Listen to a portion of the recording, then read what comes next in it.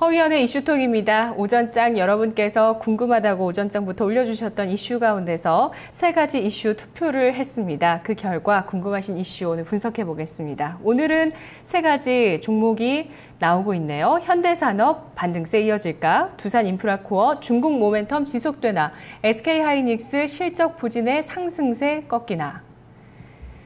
세 가지 종목에 대한 궁금증 있으셨는데요. 투표 결과 현대산업과 SK하이닉스가 비슷한 득표를 했습니다. 현대산업이 29%, SK하이닉스가 24% 비중, 두산인프라코어가 47%를 차지하면서 오늘 분석 대상이 됐습니다.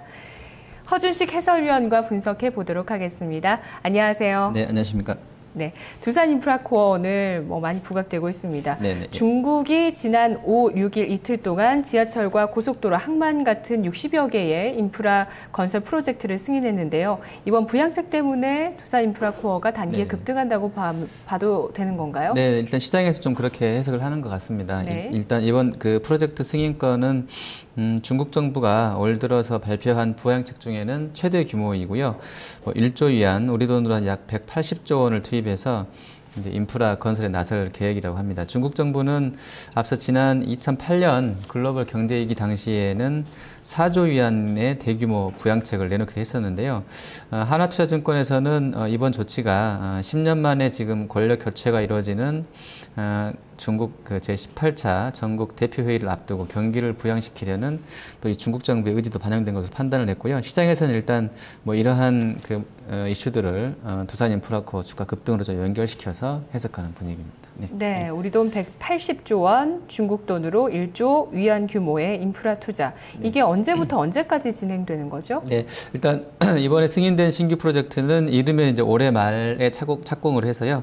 2020년까지 완공이 될 예정이라고 합니다. 네, 그러면 2013년부터 2020년까지 8년 동안 공사가 진행되는 건데 8년에 1조 위안이면 부양 효과가 강력할지 얼마나 될지 의문입니다. 네, 일단 시장에서도 이 부분 때문에 이번에 이 경기 부양책 효과를 좀 일부 인정하면서도 금액이라든지 투자 기간 면에서는 실효성이 있을지, 그리고 이 효과가 얼마나 좀 강력하게 나타날지는 좀 더 지켜보자는 그런 좀 신중론도 나오고 있는 상황입니다. 네.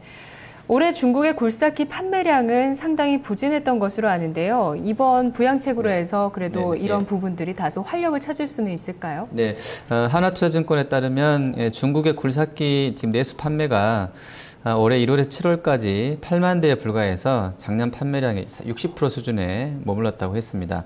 하지만 이번 경기 부양책 시행으로 인해서 인프라 공사가 본격화되면 중국의 건설기계 시장에 좀 긍정적 영향을 줄 것으로 기대를 했고요.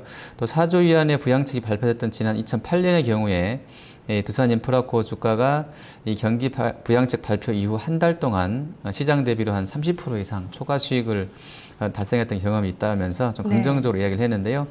또 한편에서는 조금 이제 좀 부정적으로 보는 쪽이 이제 BS투자증권인데요. 이쪽에서는 중국이 지금 부동산 투기를 막기 위해서 적극적인 어떤 건설 경기 부양을 위한 정책은 내놓을 수 없을 것이다 라고 이야기를 하고 있고요. 따라서 내년 상반기까지도 이 굴삭기 시장 성장세는 약할 것이다 라고 전망을 했습니다.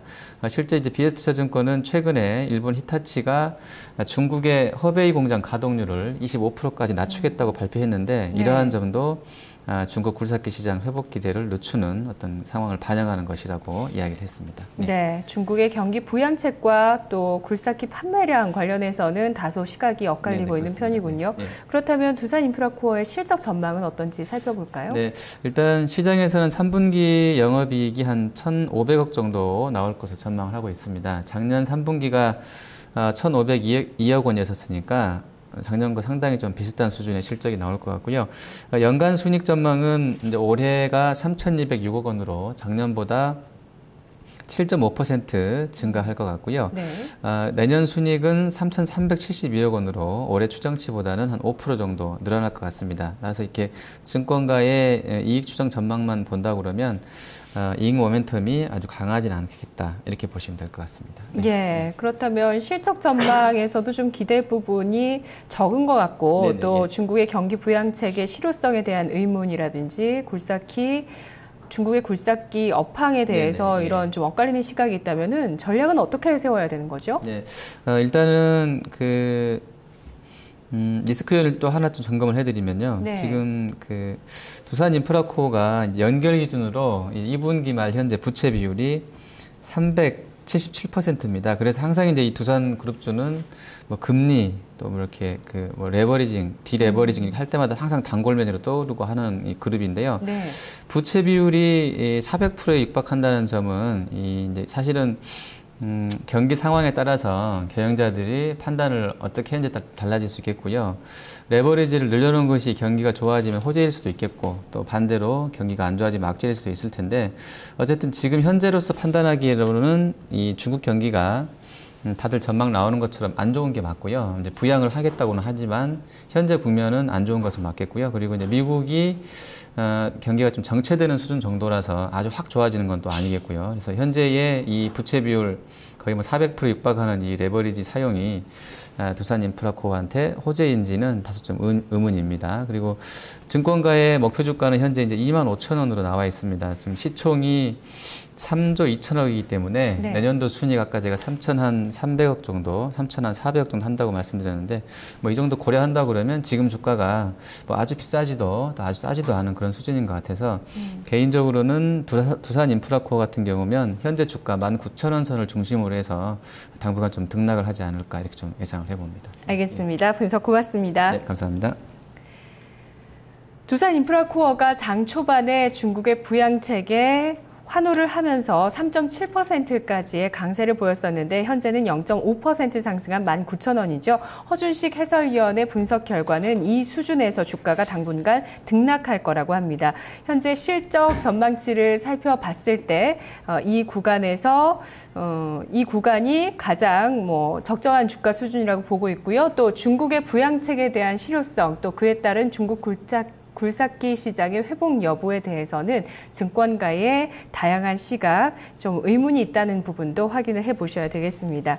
자, 여러분께 선물 드리고 있는데요. 이슈 통해서 주제 올려주신 분 가운데 한 분 선물입니다. 수목 콘서트 티켓, 캐세라세라님, 중국의 경기 부양책 기대감에 두산 인프라코어 상승세 지속될지 오늘 주제 궁금해 하셨죠? 저희가 토마토TV 지하 아르떼홀에서 진행되는 수목 콘서트 티켓 선정해 드리니까요. 저희 연락 올 때까지 기다려 주시기 바랍니다. 1부는 여기까지입니다. 2부에서 뵙겠습니다.